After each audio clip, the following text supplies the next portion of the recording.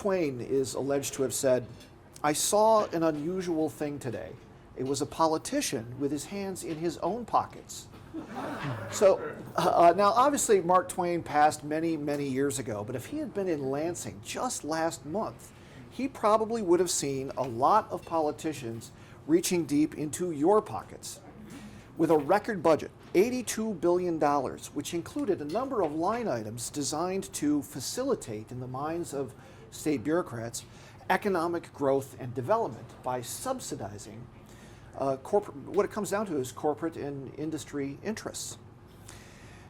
These types of plans have been around for quite a long time, and scholars around the nation, and including scholars at the Mackinac Center, have studied them in depth, frequently for their efficacy. Do they work or do they not? Now, the problem of these incentives didn't just happen last month. I mean, you can go back to the first quarter of this year and see that the legislature actually authorized some $2.9 billion worth of subsidies. This is before the budget was even passed. And of course, these types of programs have been around for decades and in various forms across the country. So they have been studied and studied and studied. And over the next 10 minutes, I want to give you a brief overview of what some of that scholarship says. Not just scholarship produced by the Mackinac Center, but by professors at universities across the country and with no particular dog in Michigan's fight. I also hope to talk to you about some of the arguments that proponents of these deals make.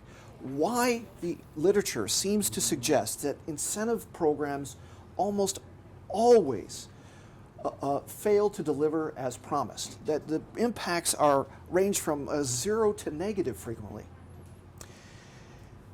Nationwide, as I'd already mentioned, there have been countless programs created to help facilitate economic growth and development, and in different ways and at different levels. You can actually trace the modern era of our economic war between the states for jobs back to the Great Depression and the southern states trying to lure northern jobs into their area to alleviate high unemployment. So these subjects have been around a long time, and scholars have had time to study them in detail. One of my favorite studies comes from 2004. Two University of Iowa economists said, you know, there's been so many studies about these economic development programs, and all these studies have brief reviews of literature specific to the program they're looking at.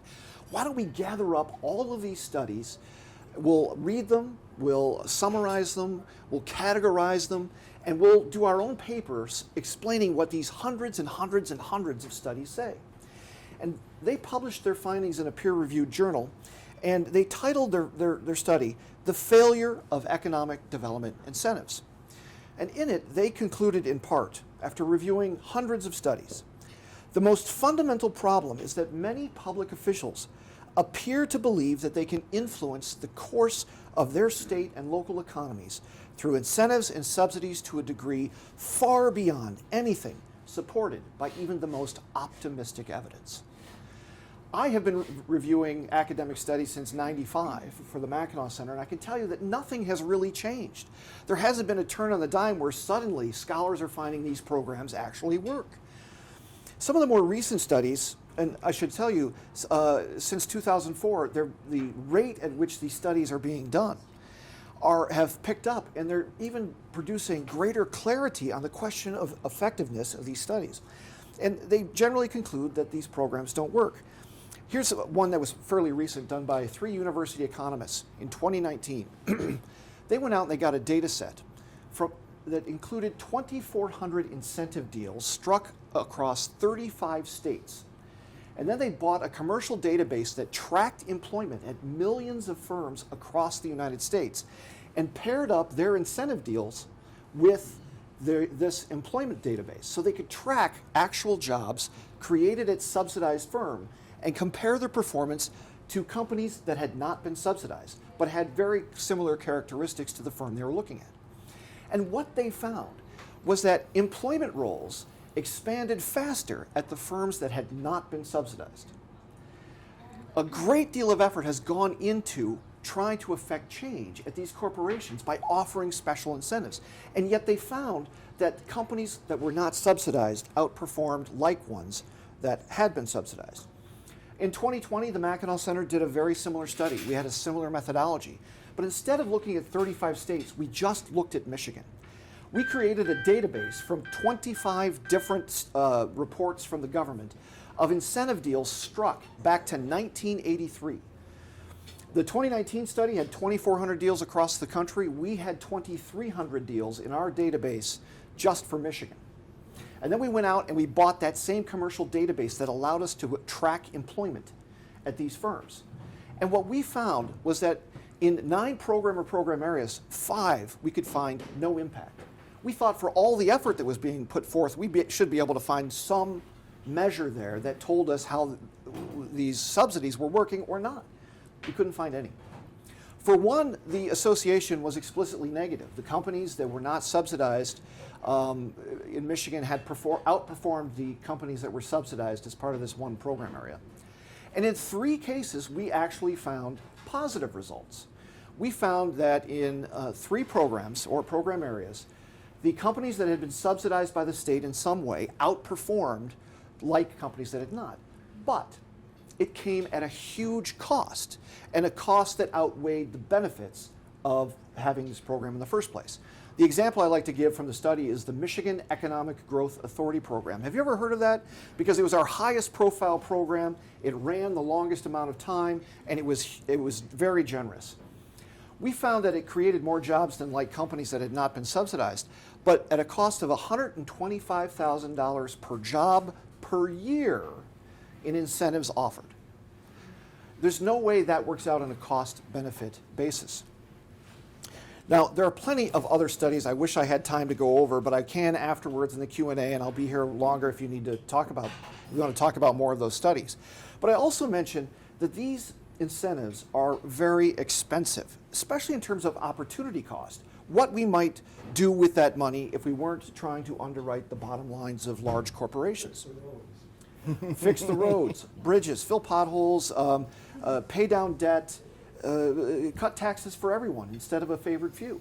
There's lots that could be done that would produce a higher return on investment. In fact, I have argued that incentive programs are performed so badly, you could bank the money and have a higher return on investment than you would by subsidizing corporations the way we do. Now, when I talk about the costs associated with this, I like to illustrate this using the MEGA program. This program ran from 95 through 2011. It struck 732 deals during this time and offered $14 billion in targeted tax credits that were refundable. But that's the headline number. The state also, with every single deal, typically piled on other incentives at their disposal, like job training grants and state tax abatements. So the program was even larger. And the law mandated that local units kick in some incentives as well. So they made every effort to affect change in the state using this program. And what were the results? There have been 6 rigorous studies done about this program since its creation, since 2005 actually. And 5 of them show 0 to negative impacts from the program. A 7th, published in the peer-reviewed journal, which covered Midwest incentive usage, went out of its way to describe the MEGA program as a debacle. This might interest you. During that program, during those years, they gave away 732 deals. 18 of them were in Calhoun County. And state documents themselves indicate that 11 of those were dismissed, which suggests a failure to perform on, up to the agreement on the company's part. So they never got any incentives. But even if they didn't, it goes to the difficulty and inability of state bureaucrats to properly pick winners from losers in the marketplace and then bet our money, hopefully, on the winner that will provide more jobs than would otherwise exist without these programs. Now, many of these mega deals were auto industry specific. During the mega program, Ford, GM, and Stellantis were offered $8.2 billion in targeted business incentives to help grow the industry. They qualified, were paid out in $4.9 billion of that. Now, that's money that could be used in other ways, like we had discussed, roads, bridges, paying down debt, etc. So what did we get for the state's yeoman effort to expand the automobile industry in Michigan? Well, since that time, there's been a 46% decrease in auto and auto parts jobs, and the incentive figures don't include the Tier 2 suppliers that had also received incentives through this program. Even Michigan's share of the automobile industry has declined. Between 2008 and 2022, Michigan's share of auto and auto parts jobs dropped from 17% to 16.5%. Now that's with a program going very far out of its way to help underwrite job creation in the state. And it does not appear as though they were very effective. Now there are a few reasons state and local incentive deals perform poorly. The first is that government cannot give anyone anything it doesn't first take from someone else, either directly or indirectly. So every time a corporation was getting a tax credit, a refundable tax credit, a direct subsidy, an abatement, that made it harder for everyone else to pay less taxes or to enjoy greater and more public services. Government employees are also unlikely to be imbued with any special talent for picking winners from losers in the marketplace. Hedge fund operators on Wall Street who've dedicated their lives to doing so struggle to consistently beat the market index to which they're often tied as a measure. It's very difficult to survey the entire economy of Michigan, grasp it in all its nuance and detail, and then by handing out special favors to particular corporations, somehow have a result that is better than would have otherwise occurred if we had just been left to our own devices. Also, there's a cost associated with this that rarely gets reported on, and that is when announcements are that jobs have been created at a particular company with subsidies, very few people ask where those employees came from. Were they taken off the unemployment rolls? Did they move from Ohio? Typically, and especially in a low unemployment rate era, they are simply lured away from another employer who must then go out and find a person to replace them and spend time and treasure training them to do that job. It's a cost that I think is understated and underreported. Lastly, there's the politics of it all. There's the economics of the politics of it all, and I think my former colleague John Mozina will address that in more detail. But elected officials are often under enormous pressure to approve deals, even if they don't have a sense that the deal is transparent enough or that it might be economically effective. They don't want to be seen in the next election as having been opposed to creating jobs and wealth, and may move deals along even though they might not have faith that they'll be effective. So these deals are often sold using a number of techniques that I hear time and time again, and I find them to be shallow, but they seem to overcome a lot of obstacles in public debates. The first one is jobs. Who wants to be against jobs and opportunities? State and local economic development agencies claim they are bringing more wealth than would have occurred with their deal, and they often have contractors back them up by introducing some a black box software model, and they say, well, we've put all this information in, and out comes this number that is astronomical, and it wouldn't have occurred if we weren't doing what we do. Related, there is the but-for argument. If you try to criticize a program, the supporters will say, no, this doesn't cost us anything, because these jobs would not have come if it were not but for these incentives. But research indicates that's not true. Right down the street at the Upjohn Institute in Kalamazoo, economists looked at this question, and they found that 75% to 98% of all corporate expansions, relocations, and retentions would have happened without the incentive. So that means up to 98% of these incentive deals could just be windfalls. Then there's the unilateral disarmament argument. They'll say we have to have these programs and we must use them because other states do. And if we don't use them, they'll steal our jobs. But the evidence shows that that is not clear. States are fighting more over job announcements than actual net new jobs. Research shows that this time and again. I started there and I'll end there with that particular argument. So what are the alternatives? The Mackinac Center has always argued that a fair field and no favors produces far more economic growth and development than the targeted kind put together by politicians, however well-meaning, and their lieutenants who try to sort out winners from losers in the marketplace. But you don't have to just trust the Mackinac Center. There's this Site Selection magazine that every November publishes the results of its survey of site location executives and real estate experts, people in the field who look for these locations. And they annually rank what's most important to them. Sometimes incentives are on the list. Sometimes they're not even on the list that gets published. They're not in the top 10. What are? Workforce skills and training, state and local tax structure, transportation infrastructure, ease of permitting and regulatory procedures. In Michigan, our elected officials are spending too much time spending too much of your money on policies that don't seem to matter, while they ignore or steer our state in the wrong direction from those that do. I could bring up just from this year our right to work law. There is a mountain of evidence that this is a wonderful, effective economic development tool, and it is one that was dispatched in favor of now more than $4 billion worth of incentives authorized this year alone. So if you want an answer for why Michigan's economy lags the rest of the country, why we still haven't recovered the jobs we lost during COVID, and why Michigan's population has been stagnant for decades, I will save you the wait on this Blue Ribbon Commission report that we're expecting here down the road from the state, and respectfully suggest that your answer lies with the site selection list or those programs identified by the Mackinac Center. When I say program, of course, I mean a right to work law. I'd be happy to expand on any of this during our question and answer period, which we'll have after my former colleague John Mozina shares with you his thoughts on this matter. So thank you very much for your time.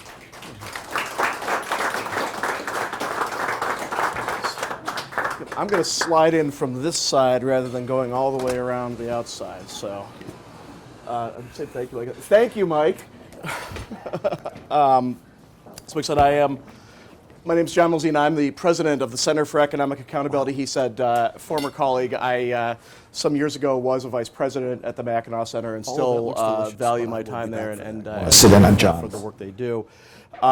Mike has spent some time explaining how bad these deals and programs are and sort of why they don't work economically. And my role is to try to talk about why they keep happening regardless. He touched on the politics of it, and a little bit about some of what I think are the longer-term, broader dangers that they pose to our communities. So the fundamental truth of these economic development subsidies is very simple.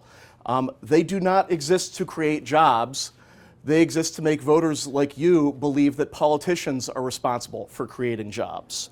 So yes, they are job creation programs, but the jobs they're creating aren't for like carpenters or assembly line workers or computer chip manufacturers or anything like that. They're for the bureaucrats at the MEDC. They're for the consultants who get a percentage of those billions of dollars that the Mackinac Center added up. And they're job creation programs, frankly, for the politicians who are out there at the groundbreaking and ribbon-cutting ceremonies that your tax dollars effectively subsidize as free advertising for their reelection campaigns. And I mean, I get that, like, over the years, you've probably heard a whole lot of people, like, come up in front of you and say, like, everything that you've been told by government is a lie, and here's the way that things really are. And I can understand if there's some sort of, like, admittedly long-haired freak up here sort of saying this to you, but it's not just because I'm this sort of, like, libertarian-leaning policy guy that I'm saying this. Rather, it's because what I'm trying to give you today, and I'm going to give you some sites to this, is actually the consensus of researchers at some of the largest, most respected, most prestigious colleges and universities across the country. This is what they're saying, not just someone like me or even someone like Mike. So we could start with Princeton and Columbia universities. Very good schools, Ivy League and everything. A couple professors there a few years ago went looking for the answer to the question of why do some states see sudden, large, 20% more jumps in their subsidy spending year to year. And they were looking at things like unemployment rate, is it recession, all the economic factors. They couldn't find anything that made sense until they stopped looking at the economics and started looking at the politics of it. What they found out was that states where a governor is running for re-election are twice as likely as those where they're not to see those sudden large subsidy jumps. You are allowed to look at what happened last year with the sudden spasm of giant deals and draw your own conclusions about that. Penn State and Georgetown universities, good schools, better sports teams than Princeton and Columbia. Professors there went looking specifically for what kind of political connections they could draw between the companies that receive the subsidies and the politicians who love them. Their results, I quote, "A firm is nearly 4 times more likely to receive an award, and the award is 63% larger when the firm makes campaign contributions to state politicians," unquote. That is not a small difference, a rounding error, a mistake in the math, somebody dropped a decimal point. 4 times more likely to go to political donors. If you're looking for the reason of why Mike's research and his colleagues' research finds such terrible economic outcomes, is that these deals aren't being made for economic reasons. And the decisions about who to go to aren't economic decisions. They are political deals, they are political tools, they're being made for political reasons, and that's why the economics are so upside down on them. One last pair of universities, Duke University and University of Texas at Austin, Texas's flagship university. Professors there went looking to see if they could actually quantify the political advantage to these deals. What they found was that for a swing state governor facing re-election, that governor was able to take credit for winning, unquote, 1,000 manufacturing jobs through a subsidy deal.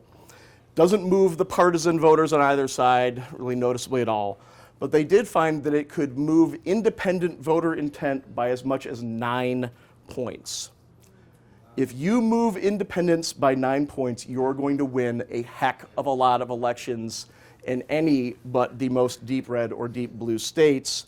And last year, there were 7 states where governors were running for re-election, including right here, where governors announced big headline-grabbing subsidy deals that had price tags of over $1 billion.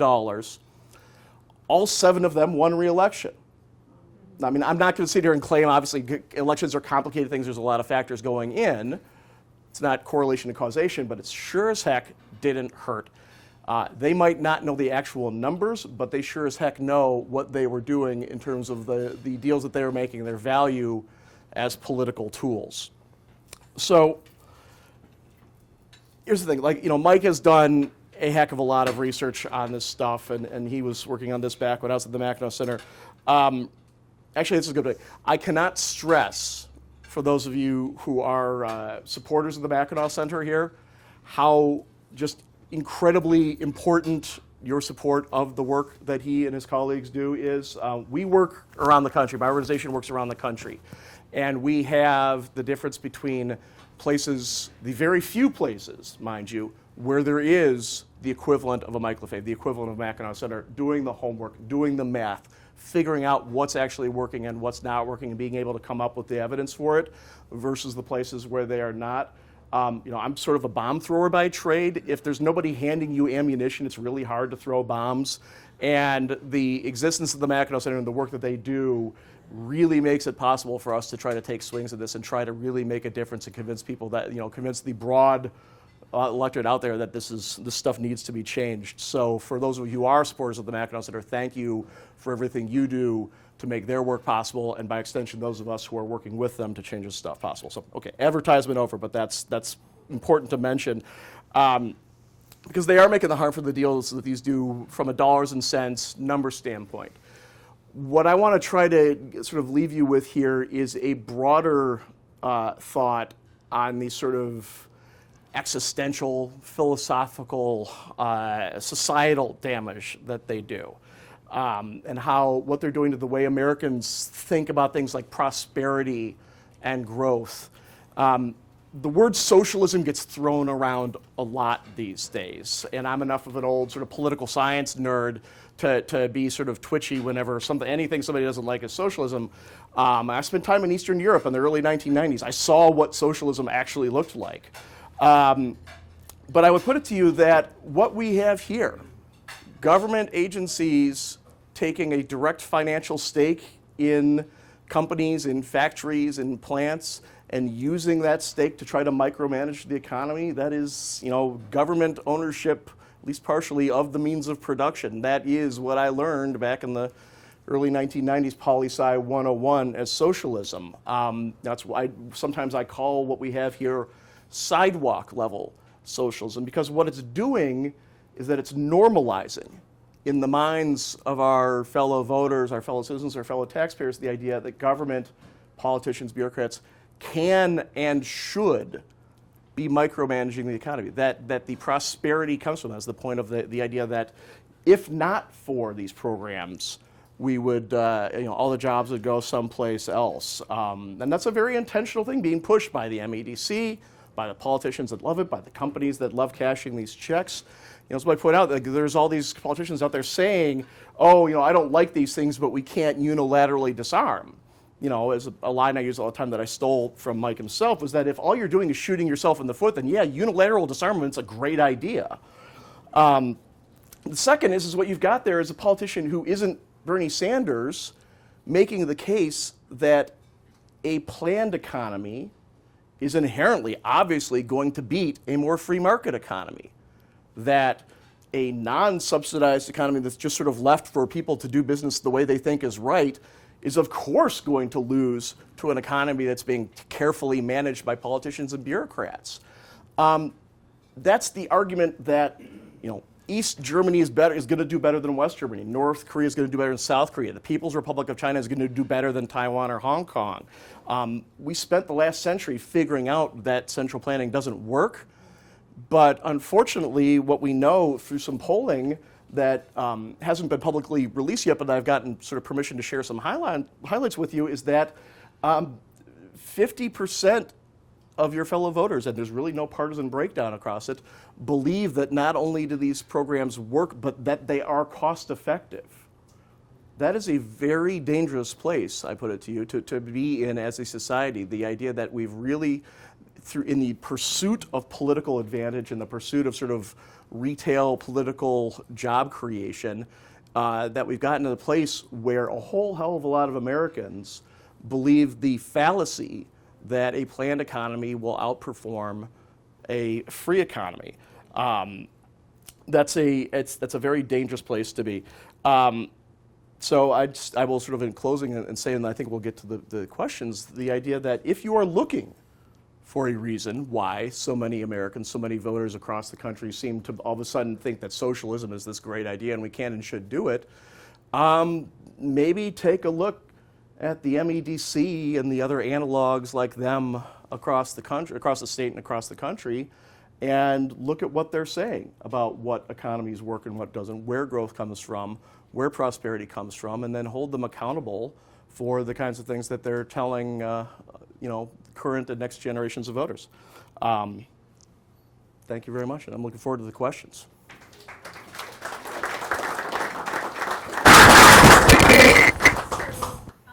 Please feel free to continue writing your questions down. Just lift up your card once you're ready. And we already have some really good questions to start off with here. So for Michael and John, the first question is actually a two-parter. One is you quoted a lot of data when you were sharing your studies with us. What's the level of transparency that comes along with these deals so that you can get this information? And then the second part is, does the public get to see these deals before they are approved? Well, I'll start off with a quick anecdote on the transparency, and then Mike can really answer the question. A couple of years ago, went to a Freedom of Information Act seminar at the Cato Institute in Washington, D.C., people talking about all the trouble they had. And I was talking to some people who spend their days trying to get information out of like the Defense Department, the National Security Agency, the CIA. And I mentioned that I work in economic development, and those guys are like, oh man, you've got it tough. So when the people who are trying to get information out of like our spy masters think that the transparency sucks in my side of the world, I took that as a pretty important argument for that. You can be much more specific about the work you've done trying to. Transparency is a very big issue in Michigan. Years ago, I wrote a piece, step-by-step explanations of how our state economic development agency had become aggressively less transparent. It used to be a lot easier to get information from them then. There was a lull there where it got a little bit easier during the Snyder administration, but it has gotten increasingly hard again. You've probably seen some transparency questions come up with recent deals involving the SOAR program, strategic outreach and Ridiculousness. yeah, no. Attraction Reserve Fund. So my problems date back a long time to the MEGA program, but recently I've been involved in trying to get information from the MEDC over its Pure Michigan program. Back in 2010, they were had a consultant produce these reports that said, huge return on investment. This is a successful program. So I called their consultant. I said, explain to me how you got this number. And he said, no. He said his method was proprietary. And so we couldn't know what went into it. And this began a years-long battle to try to get an explanation from them. The state hires consultants, at least one of them now, a no-bid consultant, who will not part with the information that they use to come up with the return on investment claims. Their most recent claim is that the advertising they did outside of Michigan to lure tourists to Michigan produced a 1,000% return on investment. That means, yes, they claim that. For every dollar they said they spent on advertisements outstate, there was an $11 return to the state treasury. Now, years ago, these are claims that they've made for years, and I got tired of trying to get the information from them, and my colleague Michael Hicks and I went out and we got just publicly available data, 48 years of it from across the country, to see what kind of effect state tourism promotion subsidies had on tourism.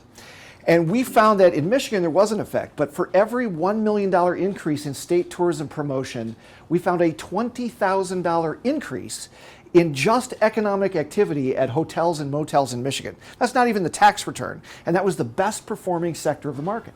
So we present this evidence, and they'll dismiss it and keep repeating what their consultant, who produces this stuff, secretly says. We actually filed a lawsuit trying to dislodge the information, and the judge ruled against us, saying their consultant is not an agent of the state, but an independent consultant. Therefore, you can't have the information. So that incentivizes this state agency to keep information in the hands of their consultants, so we can't review it.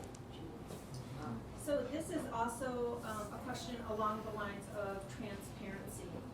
Were there or could there be a widespread publication of these types of government-private deals well before they are passed by the Michigan legislature? Can I start with that one? Sure. Great. In fact, in February of 2020, some fairly powerful lawmakers in Lansing got together and introduced legislation that would mandate that the state of Michigan be alerted to a deal 5 to 10 days before it was actually stamped, before the Michigan Strategic Fund could actually approve it. And it went nowhere. It died on the vine, unfortunately. And it's not the only reform legislation that we've seen buried. Have you ever heard of a state compact between states? They happen all the time on like environmental issues and that sort of thing. States will get together and they'll agree on a certain path for policy together. And a lawmaker, a number of them, introduced a compact so that states could multilaterally disarm. Remember how I said that the argument was we couldn't reduce our incentives because other states aren't? Well, this would allow everybody to hold hands and jump together, eliminating their subsidies together. And it was buried in committee. The lawmaker who had that in his committee had no intention of letting that get out of his committee. So there's an argument to be made that they want to maintain these economic development incentive programs even though the evidence just isn't there for it. And that the polling I mentioned that hasn't been fully published yet finds that that's actually a very popular thing among voters. From memory, I believe it was 72% of registered voters across the country supported the idea of publishing information about a deal before it was signed, before it was made. One of the arguments I always make is that if you want money from the public, the public should have had as much information about the deal as any bank loan officer or venture capitalist or hedge fund guy would have before they signed off on it. Not the politicians, not the bureaucrats, because clearly, remember, the MEDC is the entity that is supposed to be protecting our interests. They are supposed to be the green eye shade, sharp pencil, skeptical. They're supposed to be the overseers of this stuff. Their job is supposed to be these skeptics that are sitting there throwing out the bad ones and only picking the best deals. That's not how it works. The chair of the MEDC is Dan Gilbert's head real estate guy. like that's the kind of situation we're in instead. So Could I piggyback on John's comment real quick about how the MEDC is supposed to look out for our interest? When the MEGA program was around, that was written into law. There were a number of things that the state bureaucrats had to do to assure that this was a sound deal. And at one point, they actually approved a $9 million incentive deal for a convicted felon out on parole for financial crimes who filled out this application in his single-wide trailer in Flint while on probation. By the terms of his probation, he was not allowed to hold a debit card in his possession. And yet the state just didn't do the research that it needed to do for that deal. It makes you wonder what else has gotten through. fortunately, his parole officer saw him on TV with Jennifer Granholm in a big check, and that's how they found out. And that's how they found out about it. They Not a arrested joke. him That's for it. actually what happened. Yeah, he was on the days with the governor. That was. Yep, that was that's what happened. Yeah. One more question along the lines of transparency, and this actually stems from a conversation I had with one of our attendees today. And this individual is trying to get information from a local unit of government, specifically about downtown development authorities, and is being told they are not subject to FOIA. Right. So can the Mackinac Center help, though, with the FOIA process and trying to get information from local units of government? We have a FOIA attorney who does help with the FOIA process when people need advice and counsel. He counsels us, he represents us in lawsuits, and we've filed them. In fact, we just recently filed a economic development related FOIA lawsuit on that subject. So yes, we can help. With regard to local economic development agencies, it's sometimes tough to get information because if they get 49% or less of their money from the government, they can claim they're a private agency and not subject to the law. So it makes it difficult to get the local information. Which is obviously absolutely intentional. I mean, that's the entire reason for creating these things as separate agencies, as corporations rather than agencies. It is very much intentional on the parts of the people who run all this stuff to keep everything out of the public eye. And then we're going to be switching gears a little bit, going from transparency to what can we do to change the course of corporate welfare and state overreach in local communities. And an example was provided of $170,000 for a job for Ford and Marshall. Yeah, as I mentioned during my talk, these are very expensive programs, and frequently very expensive programs. $4 billion authorized in this year alone. A number of things you can do is to keep an eye on the type of legislation that has been introduced in Lansing, because just 2 years ago there was a high-level, powerful group of Lansing lawmakers trying to reform these programs, and they were stymied. And a one powerful lawmaker that doesn't like it can stymie a bill all on their own. And of course, other states have tried other methods depending on things in their constitution. We have published a study at the Mackinac Center I'd like you to be aware of. And may I hold that up? From prohibited to permitted, and it's the study or the history of cases associated with corporate welfare in Michigan. We have an amendment in the Constitution from 1850. It became effective in 1851 that prohibited these sorts of programs. And the Supreme Court repeatedly knocked down requests for special favors for a long time until some bad case law got in there and ended up making all of this legal. I would add that the simplest thing you can do, remember these deals at their heart are created by elected officials who are making them because they think that they will do better on election day because of people who like them. The simplest thing you can do is make sure that your elected officials know that you can't stand this stuff, and encourage your friends to call or write, or if you talk to them in person. The more that they feel that there is opposition, the more that they start questioning whether or not this is still a thing that their electorate likes more than they dislike it, the more chance that they'll be open to opposition. Like as long as they think that this is going to be a benefit on election day, it's going to be very hard to get policy to change. The more that they think that the sort of bloom is off the rose, or maybe that there's actual opposition, the more they're going to be open to the idea of changing it. I mean, to this date, there's really only been one high-profile politician who's lost a job because of this stuff, and that was Wisconsin Governor Scott Walker, when Foxconn went so terribly, terribly bad that it was a big chunk of him losing his job. A couple more politicians start losing jobs over this, and people will start paying attention. We're seeing that, I know, in Big Rapids with a recall campaign starting up. Local elected officials start seeing like functional recall campaigns when they are complicit in hiding information from the local residents and local taxpayers. There's going to start being some behavior changing. So make sure that you let them know that, you know, as much as they may think everyone loves this stuff, that you don't, and encourage your friends and family and coworkers to do the same thing. That's, at the end of the day, that's what's going to matter the most. So I received a question that is off subject from economic development, so I'm gonna switch it up a little here. But if you wrote the question, please feel free to go up to John and Mike to ask a more specific one. But the question relates to whistleblowers and the hesitancy to come forward. So how can the Mackinac Center help in those instances where people's rights are being attacked? Well, we have a phenomenal team at the center, and we're interested in stories like this. We report them as through our Michigan Capital Confidential, which you might receive via email or physical mail. And if you don't, I would encourage you to receive it, because you'll get a lot of great stories, and you could provide those stories as well. And of course, we have other talent on staff that can even represent you in particular cases. If the lawyers in our Michigan Legal Foundation or Mackinac Legal Foundation actually find a case that you've brought to them worthy, they might consider representing you or whomever you point to in a court of law. We've done that a number of times and have been victorious for our clients. We litigate for liberty and represent our clients gratis.